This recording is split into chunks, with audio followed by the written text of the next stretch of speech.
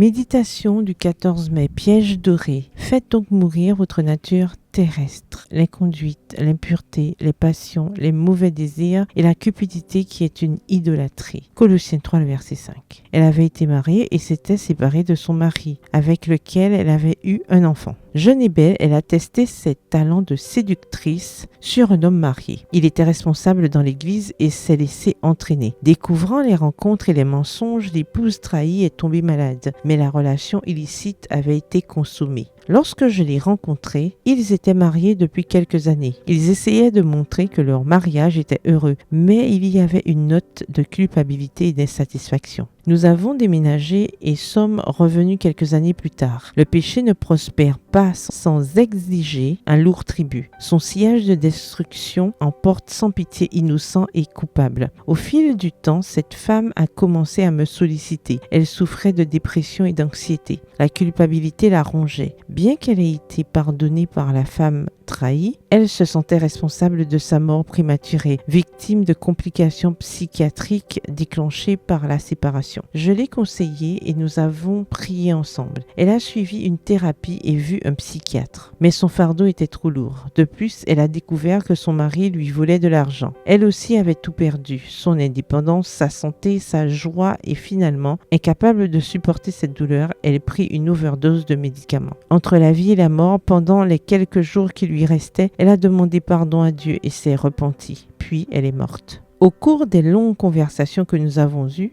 elle a répété plusieurs fois « Myriane, j'aimerais que tu écrives mon histoire pour mettre en garde les autres femmes pour leur éviter de vivre ce que j'ai vécu. J'ai été stupide. Je me suis laissée aveugler par les tentations du diable et je le paie très cher. Un jour, je la retrouverai au ciel, belle, pardonnée et immaculée par le sang de Jésus. Par les ruses les plus diverses, Satan capture les imprudentes dans son piège doré. Certaines sont attirées par la sensation agréable d'une passion illicite. Elles y cèdent et s'aperçoivent ensuite que le piège est mortel et qu'il les laisse dans la souffrance et la destruction. Veillons, prions et fuyons le piège doré du diable. Il est d'abord doré, mais il aboutit à la mort. Bonne journée, que l'Éternel vous bénisse.